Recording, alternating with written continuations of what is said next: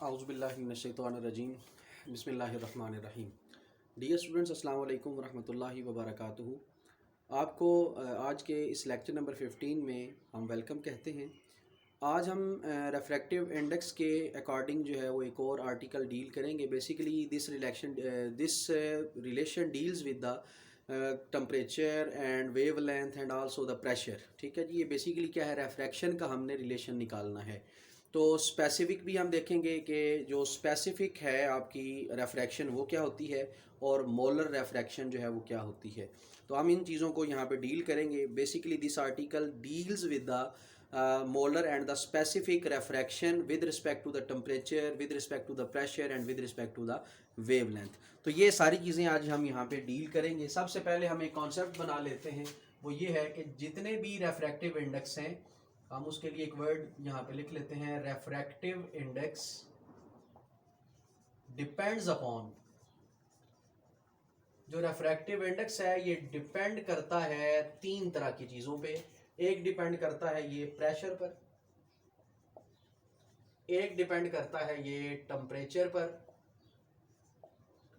और एक ये डिपेंड करता है वेवलेंथ पर। ठीक हो गया जी। हमारा फिलहाल अभी जो आपका आर्टिकल है वो टेम्परेचर से रिलेटेड है। हमने यहाँ पे लॉरेंट्ज एंड लॉरेंस दो साइंटिस्ट थे जिनकी कंट्रीब्यूशन को यहाँ पे डील करना है। अगर हम रेफ्रैक्टिव इंडेक्स का देखें तो refractive index is inversely proportional to the temperature. हम टेम्परेचर डील कर रहे हैं, ठीक है फिलहाल अभी।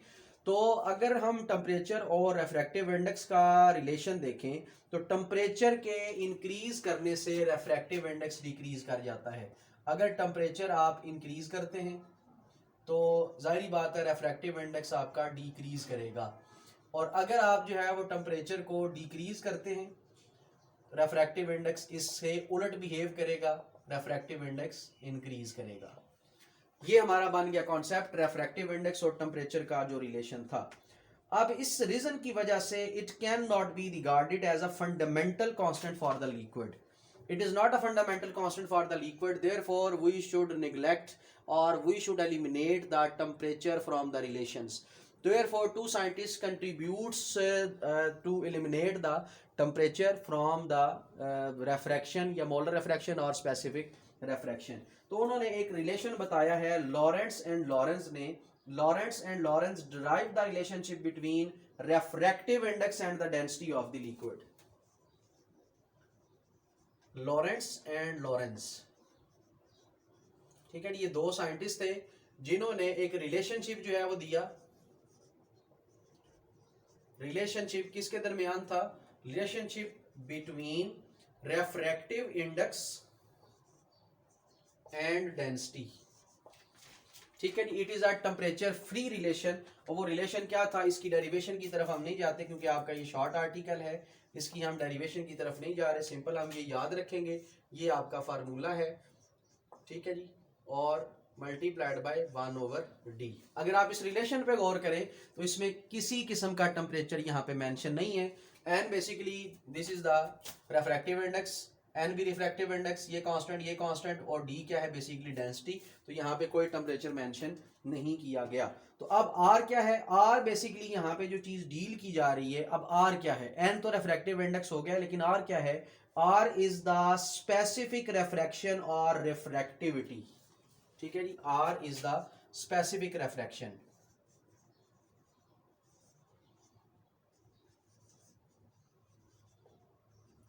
Are is the specific refraction, N जो है वो रिफ्रैक्टिव इंडेक्स है, और डी जो है वो डेंसिटी ऑफ लिक्विड है।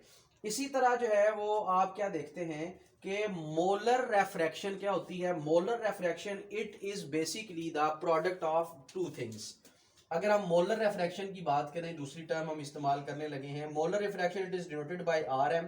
तो molar refraction basically it is the product of two things, that is specific refraction multiplied by molar mass.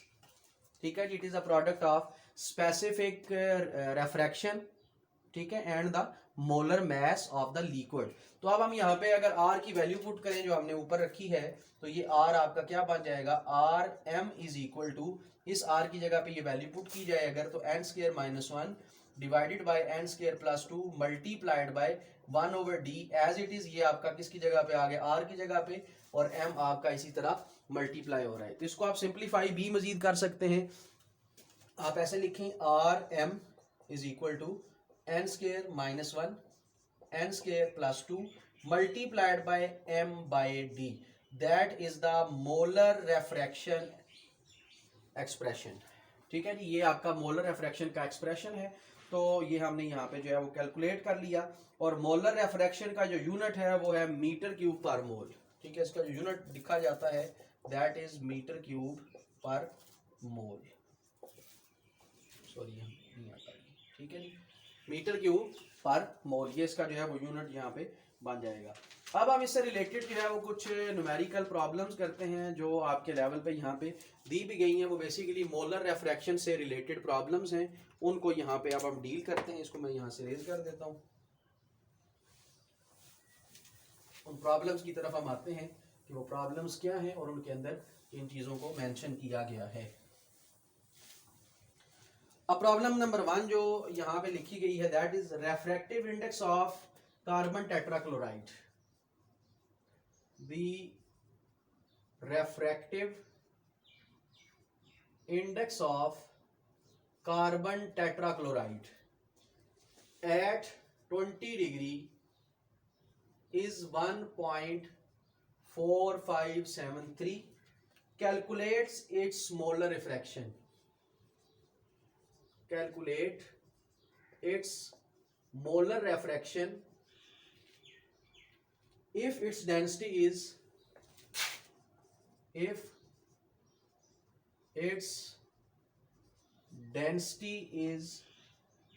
1595 kg per metre cube. ये आपको जो है वो वैल्यू दी गई है। अब आपने क्या करना है, इसी के अकॉर्डिंग न्यूमेरिकल को सॉल्व करना है, पीछे जो आपने फार्मूला पढ़ा। अब जो चीज गिवन है that is the refractive index of CCl4। Refractive index दिया गया है 1.4573। ये आपको रिफ्रैक्टिव इंडेक्स दे दिया गया। आपने क्या कैलकुलेट करना है, Rm आपने कैलकुलेट करना है, मोलर रेफ्रैक्शन कैलकुलेट करना है। डेंसिटी आपको दी गई है 1595 kg पर मीटर क्यूब। ये आपको डेंसिटी यहाँ पे दी गई। अब आपने क्या देखना है, किस चीज की कमी है। मोलर रेफ्रैक्शन में मोलर मास भी इस्तेमाल किया जाता है। तो now we are going to calculate the molar mass of CCl4। Carbon का 12 और क्लोरीन का 35.5 है और 4 क्लोरीन है, 4 से हम मल्टीप्लाई करेंगे तो ये आपका जो टोटल बनता है दैट इज 154 ग्राम पर मोल। ठीक है, कैलकुलेट आप कर लीजिएगा। ठीक है, ये आपका 1.54 ग्राम पर मोल है, लेकिन डेंसिटी आपकी किस में है, केजी में। अब हम इसको चेंज करेंगे। ये मोलर मास अब आपका आ गया 154 डिवाइडेड बाय 1000, ये कन्वर्ट हो जाएगा आपका केजी पर मोल के अंदर। ठीक है, क्योंकि डेंसिटी आपकी केजी में है तो हम इस ग्राम को कन्वर्ट करेंगे केजी के अंदर। तो आपका मोलर मास क्या हो जाएगा, मोलर मास अब आपका बन जाएगा 0.154 केजी पर मोल। ठीक है जी, अब आपने यहाँ पे वैल्यू इसकी पुट करनी है। अब Rm का फार्मूला भी हमने लिखा भी था। Rm का फार्मूला है n square minus 1 divide by n square plus 2 into m divided by d। n आपको गिवन है 1.4573, उसका स्क्वायर माइनस 1 डिवाइडेड बाय 1.4573 का square plus 2 multiplied by molar मास क्या है 0.154 डिवाइड बाय डेंसिटी जो यहाँ पे गिवन है दैट इज 1595। तो इसका जो टोटल आंसर आपका Rm का यहाँ पे निकला मेरे पास वो है 2.62 इंटू 10 की पावर माइनस 5। यूनिट मैं आपको बता चुका हूँ, मीटर क्यूब पर मोल इसका जो है वो यूनिट आता है। तो ये आपका बन जाएगा मोलर रेफ्रैक्शन का एक न्यूमेरिकल। ठीक है जी, आपने इस न्यूमेरिकल को सॉल्व किया। अब हम आते हैं जी दूसरी प्रॉब्लम की तरफ। दूसरी प्रॉब्लम इसकी क्या है, दूसरी प्रॉब्लम है refractive index of an organic compound.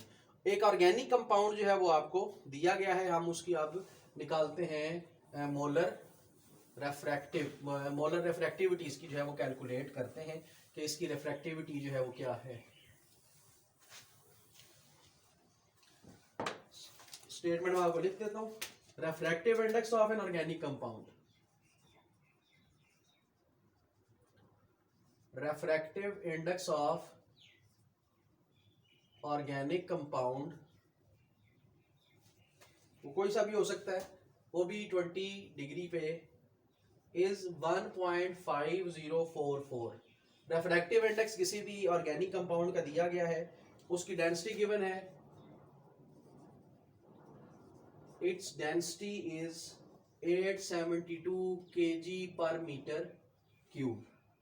और आपने क्या निकालना है, कैलकुलेट मोलर रेफ्रैक्शन, कैलकुलेट मोलर रेफ्रैक्शन, जबकि उसका मोलर मास आपको दिया गया है दैट इज 78। ठीक है जी, ये आपको दिया गया है 78 ग्राम पर मोल में। ठीक है, तो जब भी आप देखें, अब इस बात को समझ लें थोड़ा सा, कि अगर आप किसी भी बुक को चेक करेंगे जिसमें ये न्यूमेरिकल होगा, तो वहां पे उन्होंने आगे ग्राम पर मोल नहीं दिया हुआ, सिंपल उन्होंने 78 लिखा हुआ है। और जब भी हम मोलर मास देखते हैं, या तो वो ग्राम पर मोल में होता है, या उसको हम एटॉमिक मास यूनिट लेते हैं। ठीक है, तो स्टैंडर्ड हम लेते हैं, उसके बाद फिर हम उसको केजी या जिसमें कन्वर्ट करना होता है। तो बेसिकली ये 78 अब किस में दिया गया है, ग्राम में दिया गया है, इसको हम जो है वो केजी के अंदर कन्वर्ट करेंगे। ये भी सिंपल सी, अब आपके पास ये आएगा न्यूमेरिकल, एन आपको दिया गया है 1.5044, और आपने क्या डेंसिटी आपको गिवन है, डेंसिटी है 872 kg पर मीटर क्यूब, और मोलर रेफ्रैक्शन आपने कैलकुलेट करना है, और मोलर मास आपको दिया गया है 78 ग्राम पर मोल। तो आप इसको कन्वर्ट कर लें, 78 डिवाइडेड बाय 1000, तो ये किस में कन्वर्ट हो जाएगा, केजी पर मोल में कन्वर्ट हो जाएगा। और मोलर मास अब आपका आएगा 0.078 kg पर मोल।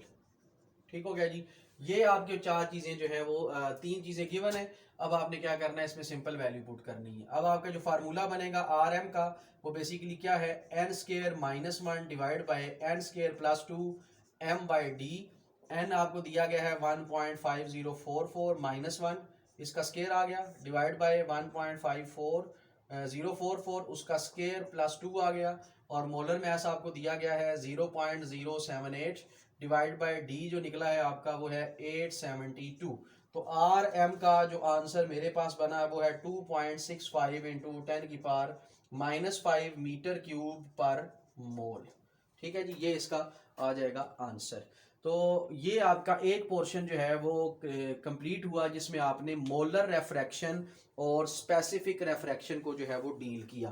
तो अब हम मोलर रेफ्रैक्शन और केमिकल कॉन्स्टिट्यूएंट्स को डील करते हैं, कि मोलर रेफ्रैक्शन जो है वो एज अ एडिटिव प्रॉपर्टी और एंड अ कॉन्स्टिट्यूटिव प्रॉपर्टी, इनको हम डील करते हैं। ये भी आपका एक इंपॉर्टेंट आर्टिकल है, इसमें फिर हम डिफरेंट चीज़ों के स्ट्रक्चर्स देखते हैं कि क्या ये स्ट्रक्चर्स पे डिपेंड करती है अभी या नहीं करती, सिंगल बॉन्ड हो तब क्या है, डबल बॉन्ड हो तब क्या है, ट्रिपल बॉन्ड हो तो तब क्या होता है। तो हम इसमें यहाँ पे चेक करेंगे कि अगर एक मॉलिक्यूल आपको दिया गया है, उस मॉलिक्यूल की जो एटॉमिक रेफ्रैक्शन है वो किस तरह कैलकुलेट होती है, और किस तरह हम उसका जो है वो मोलर रेफ्रैक्शन कैलकुलेट करते हैं। तो हम इस आर्टिकल को भी अभी जो है वो डील करते हैं। ठीक है, इसको मैं रेज कर देता हूँ। अब हम आते हैं molar refraction and chemical constituents की तरफ।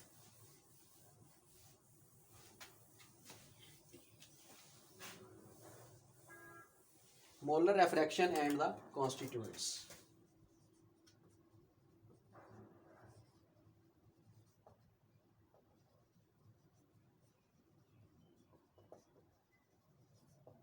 ठीक हो गया जी, ये आपका आर्टिकल बनेगा, सॉरी केमिकल कॉन्स्टिट्यूशंस वर्ड था, केमिकल कॉन्स्टिट्यूशंस मतलब अज्जाए तरकीबी जिनको हम उर्दू में कहते हैं। आप यूँ समझ लें, उनकी कंपोजिशन वगैरह हम यहाँ पे जो है वो डील करेंगे। तो बेसिकली अब हम मोलर रेफ्रैक्शन के लिए कॉन्सेप्ट बना लेते हैं कि मोलर रेफ्रैक्शन जो है, इसके अंदर दो प्रॉपर्टीज हैं, ये एडिटिव भी है, और दूसरी इसकी प्रॉपर्टी क्या है, that is the constitutive property also. ठीक है, ये पहले मैं आपको बता चुका हूँ एडिटिव क्या है, कॉन्स्टिट्यूटिव क्या है, जब हमने ये पीछे पढ़ा था एवरेज रेफ्रैक्टोमीटर, उसके अंदर भी हमने इन चीज़ों को डील किया था। तो अब जो आर एम है, ये एडिटिव प्रॉपर्टी किस तरह है, अब हम सबसे पहले इस चीज़ को देखेंगे, R M as additive property. ठीक है जी, R M as additive property. ये एडिटिव प्रॉपर्टी कैसे है, अब इसको हम डील करते हैं। Rm of a molecule is the sum of the atomic refractions. Rm of the molecule is the sum of atomic refractions of its constituents atom.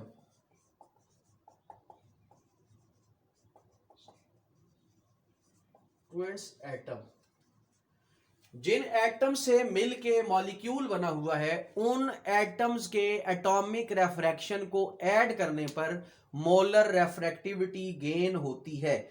तो अब इसमें जो नेचर ऑफ द बॉन्ड है वो सिंगल भी हो सकता है, डबल भी हो सकता है, ट्रिपल भी हो सकता है, और जो साइक्लिक रिंग है वो भी बेसिकली आपको जो है वो आर एम की तरफ जो है वो लेके जाता है। जो हम बॉन्ड बीच में लेते हैं सिंगल भी हो सकता है, डबल भी हो सकता है, ट्रिपल भी हो सकता है, स्ट्रक्चर जो है वो इस तरह साइक्लिक फॉर्म में भी हो सकता है। ये सारी चीजें कंट्रीब्यूट करती हैं आर एम निकालने में। तो इनका भी जो है वो रोल होता है कि हम इससे मोलर रेफ्रैक्टिविटी निकाल सकते हैं। इट्स मीन के मोलर जो रेफ्रैक्टिविटी है अगर आपने एज एडिटिव प्रॉपर्टी देखनी है तो मॉलिक्यूल के जितने एटम्स हैं उन एटम्स की आप एटॉमिक रेफ्रैक्शन का सम ले लें तो वो बेसिकली क्या बनेगा, आपका मोलर रेफ्रैक्शन बन जाता है। तो अब यहाँ पे हम कुछ चीज़ों का मोलर रेफ्रैक्शन जो है वो देख लेते हैं। मसलन अगर ऑक्सीजन होती है OH के अंदर तो उसकी जो वैल्यू होती है मोलर रिफ्रैक्शन की, यहाँ पे मैं RM लिख देता हूँ, तो वो बेसिकली कितनी होती है 1.525।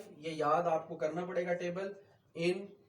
अब अगर ये ऑक्सीजन जो है वो कार्बोनाइल के अंदर है, अगर ऑक्सीजन OH के अंदर है तो ये है, अगर ऑक्सीजन कार्बोनाइल ग्रुप के अंदर है तो फिर आपका क्या होगा, ये 2.211 होता है। और अगर ये ईथर के अंदर होता है, मतलब दोनों तरफ जो है वो इस तरह करके आपका आ जाता है, सी इधर होता है, आर लगा हुआ, ईथर के अंदर अगर ये होता है ऐसे, ठीक है, तो इसकी जो वैल्यू बनती है दैट इज 1.64। इसी तरह अब कार्बन की है, अगर ये सिंपल आप कार्बन लेते हैं तो कार्बन की आती है 2.418। अगर आप लेते हैं हाइड्रोजन इसकी आती है 1.100। क्लोरीन लेते हैं तो इसकी होती है 5.967। अगर आप ब्रोमीन लेते हैं तो इसकी होती है 8.861 एज इट इज। अब हम यहाँ पे अगर आयोडीन लेते हैं तो आयोडीन का जो RM निकलेगा वो होगा आपका 13.900। इसी तरह डबल बॉन्ड का होता है 1.733। इसी तरह ट्रिपल बॉन्ड का है 2.398 और मिथाइल ग्रुप का है 5.653। इसी तरह आपका जी कार्बोक्सिलिक ग्रुप का है COOH का 7.227।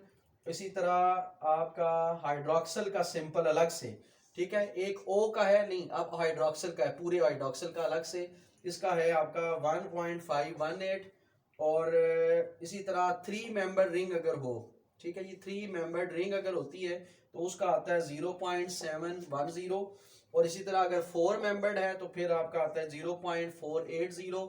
और अगर 6 मेंबर्ड है तो उसका जो है वो बनता है आपका 0.150। These are all values are experimental values, जैसा कि आपको पहले भी हम बता चुके हैं। इस हवाले से आपने स्ट्रक्चर डिटरमिन किया था बेंजीन का, फिर आपने स्ट्रक्चर डिटरमिन किया था नाइट्रो ग्रुप का, तो इसी तरह करके हम ये यहाँ पे करेंगे। यहाँ पे आपके लेवल पे ये चीज़ नहीं दी गई, जस्ट आपको ये टेबल दिया गया, इस तरह इनकी वैल्यूज़ हैं, ये कुछ वैल्यूज़ आपको इसमें याद करनी पड़ेंगी। इन वैल्यूज़ का बेसिकली फ़ायदा आपको कब होगा, इस वैल्यू का फ़ायदा आपको उस वक्त होगा जब आप जो है वो किसी भी स्ट्रक्चर को डील कर रहे होंगे, ठीक है, उसका आपको कहा जाता है कि आप RM निकालें। वैसे तो RM जो है वो आप न्यूमेरिकल प्रॉब्लम से निकालते हैं, रेफ्रैक्टिव इंडेक्स वगैरह दिए जाते हैं उनसे आप निकालते हैं। अगर आपको नहीं दिए गए, मसलन आपको एक मॉलिक्यूल दिया जाता है जिसमें ये चीज़ें प्रेजेंट है, तो आप इनकी ये सारे RM को कैलकुलेट करके टोटल जो है वो निकाल सकते हैं। That is the RM value as RM as a additive property, ठीक है। तो आपको एक न्यूमेरिकल भी दिया जा सकता है, आपको ये वैल्यूज जो है वो याद हो, तो आपको एक स्ट्रक्चर अगर दिया जाता है तो आपको मसलन आपको कहा जाता है ये एक मॉलिक्यूल दिया गया है, ठीक है, ये आपको मॉलिक्यूल दिया गया है, इस मॉलिक्यूल पे इधर जो है वो O लगा हुआ है, इधर OH लगा हुआ है, ठीक है। तो कहा जाता है कि आप इसका रेफ्रैक्टिव जो है मोलर रेफ्रैक्शन आप कैलकुलेट करें। एक तो आपको 3 मेंबर्ड रिंग दिया गया है, ठीक है, मैं एक एग्जांपल आपको दे देता हूँ 0.10 प्लस। अब C डबल बॉन्ड O अगर दिया जाता है तो उसमें O की कितनी है 2.11, ठीक है, 2.11 ये आ जाती है, ठीक होगी जी। उसके अलावा कार्बन कितनी है यहाँ पे, 3 कार्बन है, ठीक है, 3 कार्बन यहाँ पे आप लिख लें, 3 कार्बन है, 2.48, उसको 3 से मल्टीप्लाई कराएंगे, ठीक है जी, उसको 3 से मल्टीप्लाई करा दिया, प्लस क्योंकि 3 सॉरी 5 मेंबर रिंग मैंने ड्रॉ की है, 3 मेंबर कर लेते हैं इसको, ऐसे यूं कर लें, चलें, ठीक है, आसान काम करते हैं। 3 मेंबर रिंग आपको दिया गया था और आपको अब क्या कहा जाता है, OH भी गिवन है। अब OH कितना है आपका 1.518, ठीक है जी। तो ये अब आप इसको ऐड करेंगे, जो भी आपका आंसर बनेगा that is the total RM। इस पूरे मॉलिक्यूल का RM क्या होगा, आप इन सारी वैल्यूज को ऐड करें तो आपको इस पूरे का RM जो है वो मालूम हो जाएगा। तो ये बेसिकली जो है वो मेथड है इसके निकालने का, ठीक है जी।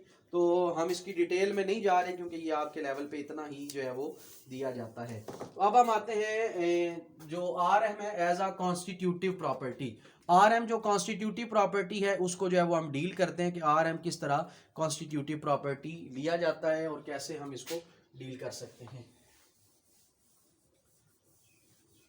होप सो कि ये आपको जो है वो क्लियर हो गया होगा कि किस तरह वैल्यूज लगानी है और किस तरह आपने इसको कैलकुलेट करना है। 3 मेंबर्ड रिंग मैंने एग्जांपल दी है, आप कोई भी एग्जांपल लेके उसका RM कैलकुलेट करके लिटरेचर से फिर चेक कर सकते हैं कि कौन सा स्ट्रक्चर जो है वो इसका दुरुस्त है, लिटरेचर के करीब करीब वैल्यू आ रही है या नहीं आ रही। तो ये आप खुद से भी एक आध केमिकल लेके इसको चेक कर सकते हैं। अब हम आते हैं RM as a constitutive property, molar refraction as constitutive property. हम इसको एज अ कॉन्स्टिट्यूटिव प्रॉपर्टी यहां पे अब डील करेंगे कि वो किस तरह है। अगर आप RM की बात करें तो RM of O in OH, अभी हमने किया है RM of O oxygen in OH, it is 1.525, ठीक है जी। इसी तरह जो है अगर हम RM देखें O in carbonyl C double bond O, तो ये आपका था 2.211, और अगर हम ईथर में देखते थे तो ईथर में इसकी वैल्यू थी 1.64, ठीक हो गया जी। अब हम क्या देखते हैं कि जो मोलर रेफ्रैक्शन है वो डिपेंड किस पे कर रही है, वो डिपेंड कर रही है कि जो ग्रुप लगा हुआ है वो कार्बोनाइल है, वो ईथर है या ऑक्सीजन है, ठीक है। ऑक्सीजन की वैल्यू देखें वेरी करती जा रही है। अब ऑक्सीजन की वैल्यू अगर OH में हो तो ये है, और अगर ऑक्सीजन कार्बोनाइल में हो तो फिर ये है, अगर ऑक्सीजन ईथर में हो तो फिर उसकी वैल्यू ये है। तो अब ये जो वैल्यूज यहाँ पे आप देख रहे हैं, ये वैल्यूज जो है वो डिपेंड कर रही हैं कि whether it is present in carbonyl, ये कार्बोनाइल में प्रेजेंट है या ईथर में प्रेजेंट है या हाइड्रोक्सल में प्रेजेंट है। तो ये चीज हमें बता रही है कि ये जो प्रॉपर्टी है मोलर रिफ्रैक्शन की, that is the constitutive property. In other words you can say that के सिंगल बॉन्ड का क्या इफेक्ट होगा, डबल बॉन्ड का क्या इफेक्ट होगा, ट्रिपल बॉन्ड का इफेक्ट क्या होगा। जब ऑक्सीजन कार्बोनाइल के साथ लगी होगी तो फिर क्या मोलर रिफ्रैक्शन आएगा, और जब वही ऑक्सीजन हाइड्रोक्सल के साथ लगी होगी तो ऑक्सीजन के मोलर रिफ्रैक्शन पर क्या फर्क पड़ेगा। तो ये सारी चीजें जब हम कलेक्टिवली देखते हैं तो इनको क्या कहा जाता है कि molar refraction is the constitutive property. जो मोलर रिफ्रैक्शन है वो बेसिकली क्या है, कॉन्स्टिट्यूटिव प्रॉपर्टी आपकी बन जाएगी। तो अगर हम RM वैल्यू देखें, जो कंपाउंड हम लेते हैं, मसलन हम लेते हैं कॉन्जुगेटेड डबल बॉन्ड लेते हैं, ठीक है, तो उसके मुकाबले में हम एक आम वैल्यू लेते हैं। ये फॉर एग्जांपल आपका एक वर्ड हम यहाँ पे यूज करेंगे, कॉन्जुगेटेड डबल बॉन्ड, ठीक है। इसके RM का क्या ताल्लुक है, हम एक रट्टा मार लेते हैं, इसका RM हाई होता है देन ऑर्डिनरी कंपाउंड्स, ठीक है जी। हम एक क्या लेते हैं कि ऑर्डिनरी कांस्टेंट से इसकी जो वैल्यू कैलकुलेट की गई है कॉन्जुगेटेड डबल बॉन्ड की, ये ज्यादा आती है। कॉन्जुगेटेड डबल बॉन्ड क्या होता है, सिंगल बॉन्ड के बाद डबल बॉन्ड, डबल बॉन्ड के बाद सिंगल, सिंगल के बाद फिर डबल, डबल के बाद फिर single. This is called the conjugation of the double bond, यानी बॉन्ड जिसमें अल्टरनेट करता है उसे कहा जाता है कॉन्जुगेशन। डबल बॉन्ड के बाद सिंगल बॉन्ड, सिंगल बॉन्ड के बाद डबल बॉन्ड। अब ये जो एबनॉर्मलिटी आ रही है इस कॉन्जुगेटेड डबल बॉन्ड की वजह से, अब जरा बात मेरी ध्यान से सुनिए, RM की वैल्यू डबल बॉन्ड के कॉन्जुगेट करने की वजह से ज्यादा हो गई है। मसलन ऐसे डबल बॉन्ड आ जाता है, यूं आपको 2 मॉलिक्यूल ऐसे दे दिया, अब ये कॉन्जुगेटेड डबल बॉन्ड नहीं है, ये कॉन्जुगेटेड डबल बॉन्ड नहीं है। तो इस तरह का डबल बॉन्ड इसकी नॉर्मल वैल्यू होती है, लेकिन अब यही डबल बॉन्ड ऐसे अगर ड्रॉ कर दिया जाए तो इसकी वैल्यू तब्दील हो जाएगी, इसकी वैल्यू में फर्क पड़ेगा ठीक ठाक। तो जब इसकी वैल्यू में फर्क पड़ता है, आर एम वैल्यू हायर होती है, तो ये जो एबनॉर्मेलिटी आई है या ये जो एक्सल्टेशन आई है, अब ये मसलन आपकी नॉर्मल वैल्यू आती है और ये वाली आपकी हायर आती है। अब देखें मॉलिक्यूल सेम है, सिर्फ आपने क्या किया, डबल बॉन्ड को इधर उधर किया और डबल बॉन्ड को इधर उधर करने से कॉन्जुगेशन आई है, कॉन्जुगेशन की वजह से आर एम हाई हो गया है। जब आर एम हाई हुआ तो इसके अंदर हम दो टर्म इस्तेमाल करते हैं, दोनों सेम है। एक हम वर्ड यूज करते हैं एबनॉर्मेलिटी का वर्ड, या हम वर्ड यूज करते हैं एक्सल्टेशन का वर्ड, ठीक है जी, एबनॉर्मेलिटी या एक्सल्टेशन। तो ये जो एबनॉर्मेलिटी या एक्सल्टेशन इसके अंदर आई है, that is called optical exaltation या ऑप्टिकल एबनॉर्मेलिटी, ठीक है, that is called optical exaltation और ऑप्टिकल एबनॉर्मेलिटी, ठीक है जी। चेंज इसके अंदर जो है वो आ रहा है, ठीक है। अब हम यहाँ पे एक कंपाउंड देखेंगे जिसमें जो है वो ये एक्सल्टेशन जो है वो आती है। वो कौन कौन से, मसलन हम एक यहाँ पे केमिकल लिखते हैं, उसमें हम देखते हैं कि कितना जो है वो एक्सल्टेशन, ऑप्टिकल एक्सल्टेशन जो है वो आ रहा है। तो बेसिकली ये अब आपका क्या होगा, कॉन्स्टिट्यूटिव प्रॉपर्टी है। कॉन्स्टिट्यूटिव प्रॉपर्टी आपको एबनॉर्मेलिटी या एक्सल्टेशन के बारे में बताएगी कि कितना उसके अंदर चेंज आया है, कितनी वैल्यू तब्दील हुई है। मसलन आपने ये मॉलिक्यूल लिखा CH3 single bond CH, double bond CH, single bond CH, double bond CH, single bond CH3। अब देखें double bond single bond, double bond single bond, this double bond is conjugated, this double bond is conjugated. अब ये जब double bond आपका conjugate कर रहा है तो आप इसमें देखें कितनी वैल्यू आती है आपकी, RM जो ऑब्जर्व की गई है वो कितनी है, RM जो ऑब्जर्व्ड है दैट इज 2.98 इंटू 10 की पावर -5, और जो RM कैलकुलेट की गई है, जिस तरह हमने पहले वो 3 मेंबर रिंग की कैलकुलेट की थी, ठीक है। एक तो ऑब्जर्व होता है वो आपको जो है वो थ्योरेटिकल मिल जाएगा, और आप एक एक्सपेरिमेंटल करते हैं, सॉरी ये जो ऑब्जर्व्ड आपकी ये आपकी आती है एक्सपेरिमेंटल है, और ये जो कैलकुलेटेड है आपकी ये आप जो है वो डिफरेंट वैल्यूज को लेके कैलकुलेट करते हैं। तो ये बेसिकली कितनी बन जाएगी आपकी 2.878 इंटू 10 की पावर -5। अब इसके अंदर कितना चेंज आया है, ऑब्जर्व जो थी और जो कैलकुलेटेड थी, इनके दरमियान जो एक्सल्टेशन आई है, optical exaltation is denoted as here OE, मैंने ये खुद से लिखा है OE, वैसे ये कोई टर्म नहीं है, सिर्फ आपको यहाँ पे जगह कम थी इधर से यहाँ पे OE लिखा है। 0.109 इंटू 10 की पावर -5, इतना इसके अंदर जो है वो एबनॉर्मल बिहेवियर शो हुआ है, ठीक है, due to the double bond conjugation. होनी कितनी चाहिए थी, होनी इतनी चाहिए थी, ठीक है, जो ऑब्जर्व थी आपकी 2.98, अब ये देखें ये कितनी हो गई है, 2.8 में चली गई है। हालांकि आपको कम लग रही है, ये कम नहीं है, बेसिकली -5 भी आप देखें तो ये ज्यादा हो गई है आपकी। तो अब इसका जो RM फैक्टर है ये बढ़ गया है, इंक्रीज कर गया, इसके अंदर जो पॉजिटिविटी है ये वो कितनी आई है, इतना एबनॉर्मल बिहेवियर इसका जो है वो शो हुआ है। तो ये डबल बॉन्ड कॉन्जुगेशन की वजह से। एक और मॉलिक्यूल ले लेते हैं, CH2 double bond CH, single bond CH, double bond CH, single bond CH, double bond CH2। तो कितनी ऑब्जर्व आई है, 3.058 इंटू 10 की पावर -5, और कैलकुलेटेड इसकी कितनी है 2.852 इंटू 10 की पावर -5। तो अब कितनी बनी है 0.206 इंटू 10 की पावर -5। अब ये आपकी जो ऑप्टिकल एक्सल्टेशन है ये भी पॉजिटिव है, ये वैल्यू भी आपकी इंक्रीज यहाँ पे कर गई है। तो RM की वैल्यू नॉर्मल से इंक्रीज कर जाती है। तो इसी तरह अगर हम बेंजीन की देखें तो बेंजीन में डबल बॉन्ड जो है वो प्रेजेंट है, लेकिन जो यहाँ पे एक्सल्टेशन है वो शो नहीं होती। The conjugate system of the double bond in the close ring structure like benzene do not give optical exaltation, ठीक है।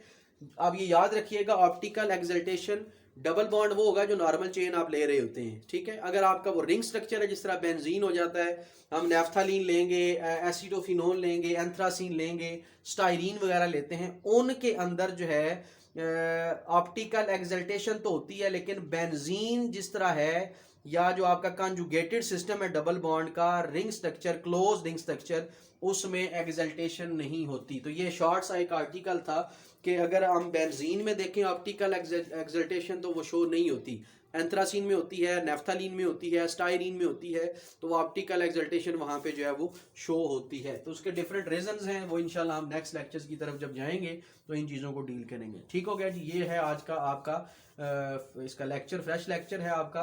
तो हम इसको जो है वो प्रिपेयर करेंगे और फिर देखेंगे आगे के इसको हमने किस तरह अगले आर्टिकल्स को डील करना है। अगला जो आपका आर्टिकल बनेगा वो डाई इलेक्ट्रिक कांस्टेंट है, तो इंशाल्लाह हम उसकी तरफ भी जो है वो नेक्स्ट जाएंगे। तो आज के लिए इतना ही। अल्लाह हाफिज़, अस्सलाम वालेकुम वरहमतुल्लाहि वबरकातुहू।